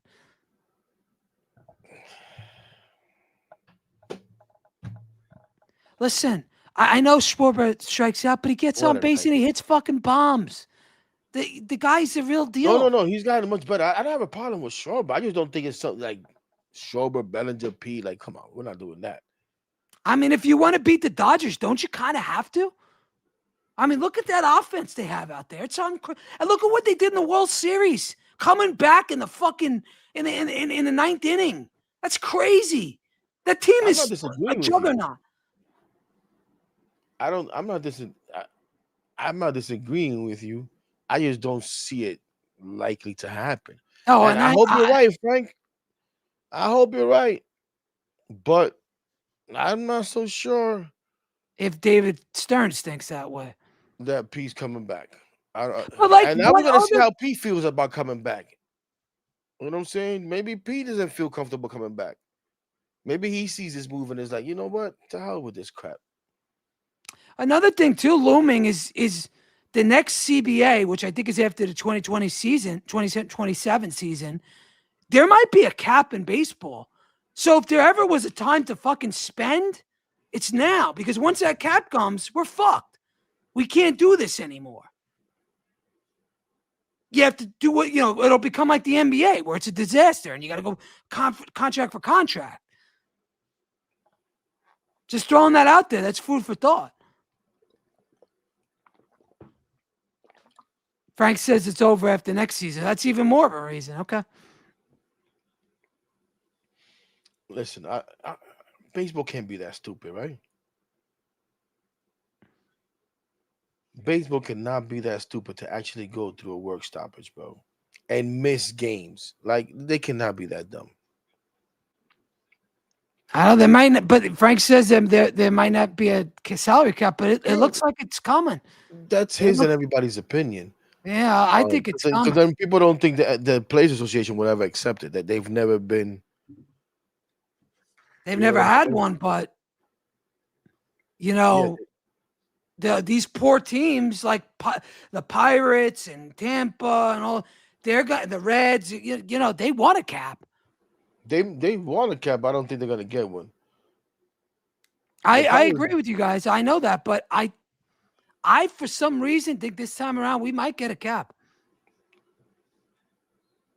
We've already seen it a little bit with the luxury. We'll see that. If you think I'm not enjoying this whole Brandon Nimmo traded conversation, that is definitely a conversation that I want no part of. Freaking a lockout, a strike, or anything like that. Shout out to Clippy789. Thank you for the contribution. As he says, 1994, Madden robbed of a ring. It will happen. I hope you're wrong. I hope you're wrong. And we don't get that. I really do. Nimmo, another Nimmo trade sounds like the start of a blow up. Could be. Yeah, it's hard to say that it's not. I think it already started to blow up, right? The core's already blown. Definitely blew up the core. It definitely blew up the core. Now we'll see if Pete comes back and how that goes. But Sounds like definitely a Diaz. blow up. And there's gonna have to be follow-up trades, right? We know that. So McNeil's probably going to be a goner unless they see McNeil really as that utility guy that they can stick all over the place. He's But gone. I think he's gone. He's gone. And I think somebody's going Yeah, to take the you're money. right, J Mac. Is no fighting it. The core hasn't won. Like we can't be hypocritical. Like we haven't sat here and questioned the core, right? At the Core's been same together for a time, long time. I can't be a hypocrite and act like it's a little bit of a shock to see it broken up. Yeah. Now, like I always say, at the end of the day, it's all about the METS. Yeah, we're repping Nimmo tonight. I'm pretty sure I'll wear this if Nimmo comes to play the Mets. Hopefully, it's not 100 degrees. Huh. But I'm a Met fan. I'm gonna get behind whatever the hell they do. It just may take me a while. Some things, more than others. Initially, right now, yeah, I'm a little. I don't want to say upset. Upset. I'm a little upset that we traded Brandon Nimmo. Yeah, I am. I'm a little upset that we traded Brandon Nimmo, but I understand. Now, what I will say this: shit better work. And the way I see it, I've been saying this. 2 years. I need a World Series in 2 years. Tops. I want one next year. But David Stearns, or if not, the next time you speak, you come and tell me, you say, listen, we're going a whole totally different direction. We're gonna turn to the young guys, and then we know that we gotta ease up. But right now, I'm trying to win. Listen, you got Juan Soto, 15 years, but he also has an opt-out after 5. Facts. You got to show him that you're trying to win as well, I would think. I don't think you sold him on a rebuild. Hell no. I don't think any of us want to rebuild. Let's be perfectly honest. That's why I said what I said, to be super hyper aggressive. I want to win now. I don't want to wait. And are we that far away if we get the right players in here? My answer is no. If we get the right players here, we're not that far away. We won, 83 games last year? You get a couple pitchers in here, top-end starters. You get a couple good bats. You're not far. You're not far. Yeah, you're going to have to spend some money. You're going to have to give up kids. But that's how it's done. Again, compare us to the Dodgers. Compare us to the Blue Jays.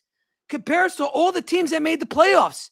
And look at our flaws compared to them. They're all better than us, maybe except the Reds. But they still beat us out. So they are better than us. We have a long way to go. And it's not going to be done overnight. But we got to get some real players in here. Appreciate you. Thank you, Cindy. Have a good night. Yeah, I'm about to get out of here myself. I've been trying to get out of here for the last couple of minutes, but looking at these comments, and we keep going on and on and on. Have you guys heard that we hate Framber Valdez? All I heard is that we just didn't interview him. That's the only thing I heard. Yeah, that didn't. But to me, that doesn't mean that they're not interested. No. Maybe they didn't speak to him. Maybe David says, you know what? I don't need to talk to him because I already know the guy. Correct. He came from that organization. You know what I'm saying? Or whatever. Oh, I know people in Houston. You know what I mean? Yeah, I could find out through there. So I don't know if that's a big deal or not. I would like to sign a Framber Valdez. I know a lot of people say no. I like him, but out of he's all the guys lefty available out there as free agents, that would be my guy. Over Dylan Cease, that would be my guy, in my opinion. Because I think we're also riding on if we're riding on the young guys in any aspect of this team, it's definitely the pitching. And starters. And we have a lot of them. So you could bring in a guy like Valdez who's like a proven winner. Yeah. Goes seasoned out there vet every 5 days. You know what I'm saying? Has gotten it done in the playoffs. Doesn't get really hurt for the most part. I think he pitches pretty well. So to have that towards the top of your rotation, hey, you say he's not a clear number 1, I guess, but that's fine. We don't. I mean, just to pencil. I don't think any other free agents out there is a clear number 1. I agree with you. I think they're 2s, maybe 3s. You could borderline. But let me ask you this, Hector. because I think I don't know where you stand on it. Where do you stand with Kodai Senga? Because for me, this is a guy that when he's healthy and when he pitches, his numbers are amongst the best in Major League Baseball. There's no denying that.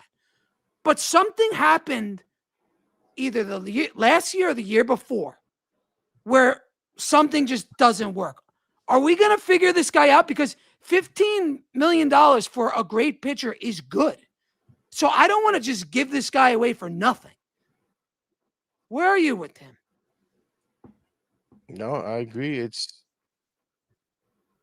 Shout out to Deron, by the way. It's shout out to my guy Darren, baby. And I appreciate you guys, man, for the contributions, man. I don't even know what to say, honestly. I don't know what to say. Since you brought up Senga, let's listen to Adestinko Ha! himself. Good. Let me make sure I got this right. How does Stearns approach a player like Nimmo who has a no trade clause and trade without alienating him? This is a. Here we go. This is it. Let me bring that here. Here we go. The other big elephant in the room, which is Senga. Obviously, they're trying to trade him. I think that's a little nutty because he still has value. But I mentioned a little bit, when talking to some people in my Discord, that one of the issues they have with Senga is that he's been driving a lot of his rehabs, and there's been a lot of poor communication over, his rehab protocols, as well as when he feels like he's ready to go out there and pitch. He's very internally focused on mechanics to the point where he goes through stretches where he just is. You hear that though, Eddie? Like when I heard that, I was like, really? And it's even when he pitched in the playoffs in 2024? In 24, it was about him coming to them. Remember, they said that he came to them and said he wanted to pitch, that he was ready. Right. And they gave him that chance, and then the first time he did okay. And Yeah. then we know second time not so much. But the fact that he drives his rehab, and I felt like this season they had kind of gotten over that, right? There had been better communication. He talked about how there was a little bit more trust, a little bit more understanding. Right. But I thought it was interesting how Ottavino talked about Senga, but I think it's complicated too, man. Like when he's good and healthy, he's so excellent. Good, bro. He's so good. Right.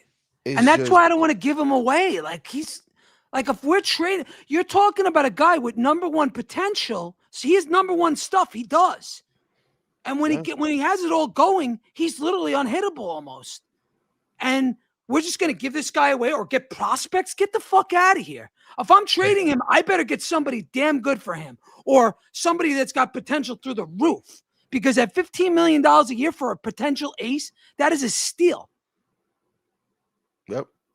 Let's finish listening to He goes through stretches where it's just not the same out there because he's too focused internally and he's not competing the same way. If you get him out of inside his body and you get him focused down range, I still think he's got the best stuff on the Mets outside of McLean. So I'd be afraid to lose out on that upside. I mean, even with the crappy year he had last year in terms of how it finished and the injury in the middle, still had a 3.02 in 22 starts. Yeah. I know it's a 1.31 whip. It wasn't the cleanest. Too many walks, obviously. Like there's a lot of fundamentals that are off, but the stuff doesn't lie. Senga's the stuff doesn't lie. And I think you'd be selling low on him. So I'd be surprised unless they can get something that they want back.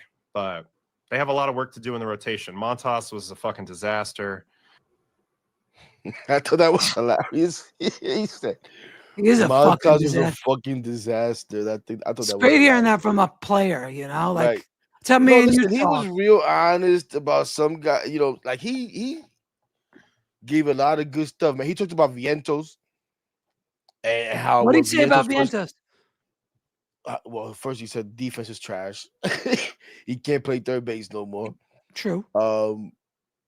But he talked about how when Vientos first came up, he was full of himself. You know what I'm saying? And he was focused on the wrong things, and they had to kind of like, yo, you gotta focus and blah blah blah. But he was like, but then he came back in 24, and he was great. And we were like, holy smokes. And he was like, yo, and I expected him to like 25 to come out and be a star. Right. And he fell off. So he was like, that's a little confusing,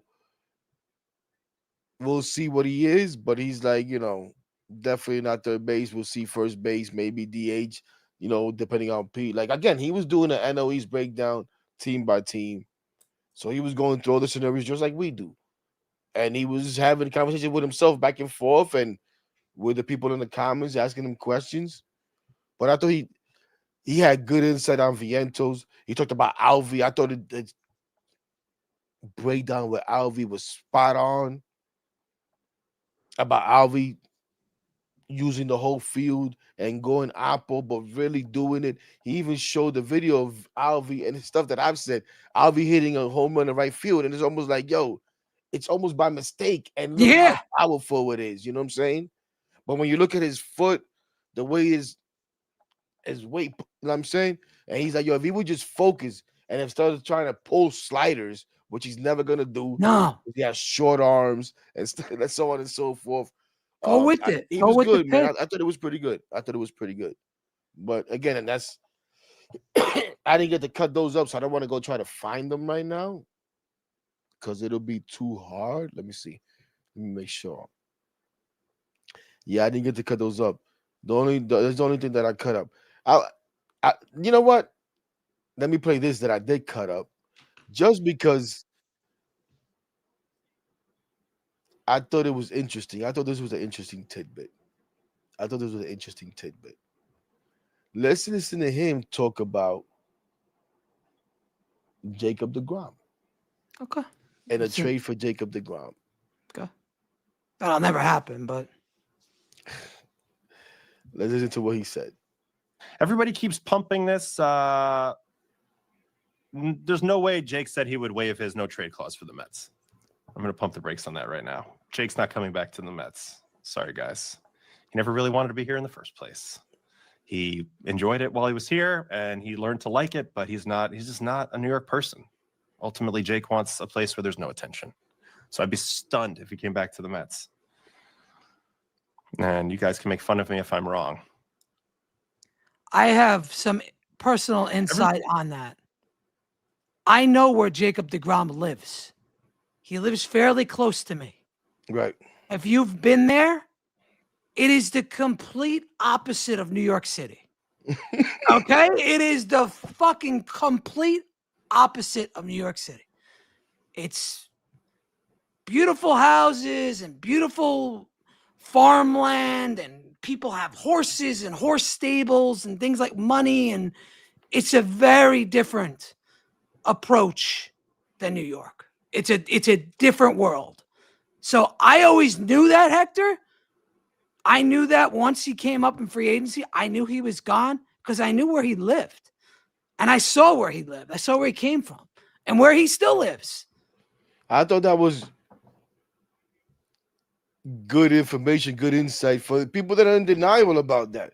There's a lot of people that are in denial about that. That no, Jake, nah. We may not like it, but that's what it was. It is what it is. So, listen, I'd be shocked myself if that was to happen, but I thought it was interesting to see him and talk about it. I remember the income taxes in Texas are different than New York. You get a lot more money in your wallet than you do in playing in New York. Right. But Eddie, almost Yes, an hour sir. and 45 minutes. I haven't done a show this long, and I don't know how long. It's your fault, bro. It's been my fault. Yeah. Not the fact that Nimmo got traded. It's totally me. Yep. Yeah, it's your fault. First of all, I apologize to everybody because I don't know what to say. I still don't know what to say. Besides the fact that, yes, as a fan, I didn't like it initially. I get it. I understand it. But we got to see what comes next. This can't be it. I'm not going to change over that. No, you're right. You're 100% right. This is, again, like I keep saying, this is the first domino to fall. Now there's going to be a bunch of other ones to fall. And hopefully when it's all said and done, we like it. We could get behind it. We know there's something there. We get the right guys, even if it means losing some of our guys, like we lost Yep. today. But we might lose another one of those guys in the next coming weeks. But if we ultimately get better, I'm behind it. I'm behind it 100%. I think it's going to be hard. Replacing Diaz and Alonso will be hard. But if you do it right, then I will not complain. I will not. If we trade Nimmo, let Pete and Diaz walk, bro. It better look damn fucking I don't good. know. Then I don't know what the hell direction we're going in, because I But don't know if you could overturn that much of a roster, like, and actually win. Like, sounds like Diaz is gone. From what I just read to the audience, sounds like Diaz wants 5 years, and I don't think Stearns wants to go 5 years. And to be honest, I kind of don't blame him. But the options out there are closer. Devin Williams, maybe he rebounds. I don't know. I personally think, appreciate you, Devon. I personally think that Diaz is gone, and I think Devin Williams is going to be the closer for the Mets. And I think that because I think Stearns loves him from his days in Milwaukee, and Stearns thinks he's going to turn him back around. That's what I think. I think Diaz is out. I think Pete's going to be back, but Diaz is gone. I think we're getting Devin Williams. oh my god, That's what I seriously think. But I think there's going to be upgrades in other areas that we didn't see. And we're please going to tell like me them. that partially of why you think that is the connection between Stearns and Williams. That is. That's about 90% of it. That shouldn't be reason enough, in my opinion. Okay. If you're trying to win, go out there and get this fucking closer, bro. Get the best closer in the game. Like, if you got to give him 5 years, you're going to get at least 3 from him. At least 3. I would say 2, guaranteed 2 of those 5. And Because then, I do think he's been dipping a little bit. But and here's where I say that, Hector. Remember when he used to pitch 102? Right? Remember when he used to hit 102 consistently on the gun? I think, and I'm speaking for Stearns, this is not my opinion. I think Stearns in his head thinks that since his velocity's dipping, he's going to be hittable at some point soon. And I think that's why the Mets are reluctant to go 5 years on him. Now, do I think Diaz is the best closer in the game? I do. Without a fucking doubt. But thinking the way Stearns thinks, I think that's the way he thinks. And I think he likes Devin Williams and thinks Devin Williams could be just as good. you're probably right. Listen, Could be wrong. before I throw up, But maybe we get 5 guys in the bullpen that are really fucking good. You know, and you have that. There's more than one way. are there 5 guys out there who have options? Because you know that's what he's about. Optionable relievers. Correct. Anyways, I gotta get out of here, brother. Lisa says I'm giving her heart palpitations. Yeah. Shout out to Lisa. I'm just telling you what I think. Eddie, this is fun, man. This is fun. We'll get it together again in the off season. But you know it's always fun throwing around different ideas. Happy Thanksgiving, happy holidays. If we don't speak Thanksgiving's to you, Thursday. your family, You too, brother. and all that good stuff, thank you, sir. Thanks for joining me tonight and making this a lot longer than it needed to be. I'm sorry. Sorry. No, but thank you, man. Because honestly, I don't know how much of a show I could have gave the people, to be totally honest. So you helped me out with that because I'm emotional. You're emotional, Hector. Fuck off. But Anyways. everybody fans the way they fan, heck. You know, I mean, it I is what know. it is. I don't give a shit. I don't either. But I just let the people know, both visually and in print sometimes. You know what I'm saying? I'm going to be me. Take it or leave it. But no, I appreciate you, brother, man. For the whole year, thank you for being a part of Blunt Thoughts. Thank you. For being a part of Met Talk Unfiltered. thank you for what you do with the Knicks. It keeps me a little bit in tune because I've been a little bit out of it, and They're not looking too good. you know what I'm saying. When I see what I see, the games that I do try to watch, Yeah. maybe it's my fault. Maybe it's my fault for trying to watch the games that are they're playing the good teams because I want to see, and then. But anyways, Yeah. yeah, They're bro. tough to watch, and they got a lot of injuries. So we're going to be the next, until we get OG Anunoby back, we are going to be in for a circus ride. That's all I'm going to tell you. Oh boy. Anyways, Happy Thanksgiving to everybody in the chat, by the way. We appreciate you guys. say what you got to say to the people, Eddie. That's all I got. Happy Thanksgiving, everybody. God bless, and let's go Mets, man. Let's see. Maybe this is the start of something big. You never know. We got a lot of money to spend. We have a rich owner, so maybe we really start. Maybe we'll win a World Series. Kweisi, will you calm down, please? Please calm down, brother. Calm down, man. What are we doing, Kweisi? Calm down. Calm down. Yeah, we'll see. We'll see what happens. On that note, we're gonna send Eddie to bed, and we're gonna talk to the people for 30 seconds or so, and then we'll get the hell out of here ourselves. Eddie, love you, brother. Thank you, man. Appreciate you, brother. And that's that. And that's that. Now, for me, to you that are here, there's 800 plus of you beautiful people in here that I know a lot of you are in here because obviously we have breaking news tonight, and you see a Mets thing going on. You say, let's see what this dope got going on. Well, thank you anyways. But to my faithfuls, man, from the bottom of my heart, I want to say thank you and wish you all the best through Thanksgiving, Christmas, Hanukkah, all of the stuff. I'm not gonna get into all of it. Everybody believes what they believe, but we know this is the holiday season, and this is a time to say thank you. It's a time to say thank you all the time, which I always do to you guys. But let's emphasize it tonight, whether it be on YouTube, whether it be on X, whatever it is. We appreciate you. It's not always this kind of showing, but it doesn't matter. Thank you just as much. But to the regulars, I don't even want to start naming you guys because I don't want to miss anybody. But you know who you are, man. You know who you are.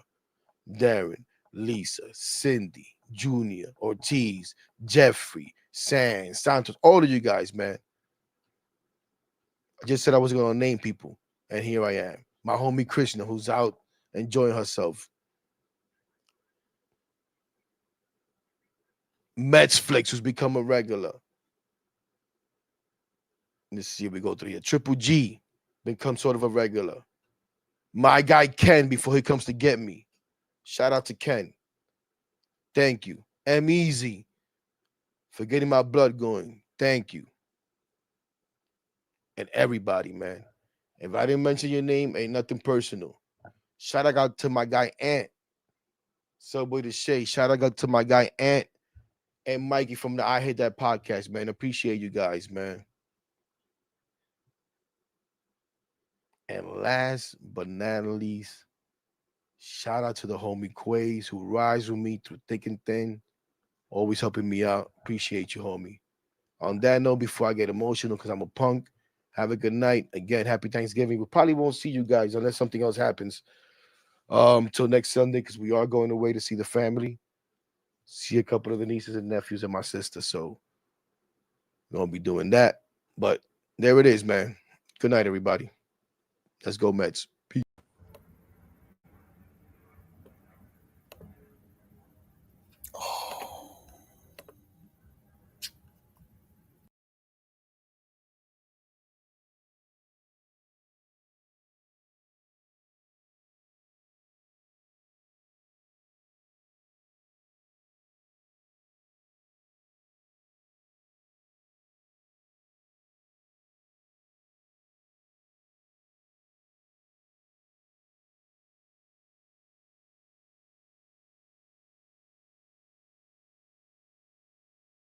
Full of animals and we made ourselves with minimal. Fuck you, no subliminals. Putting in this work, nigga. That's why they feelings hurt, nigga. Swear we need a hearse cause we rep our shites to the dirt, nigga. If I'm in the club, I'm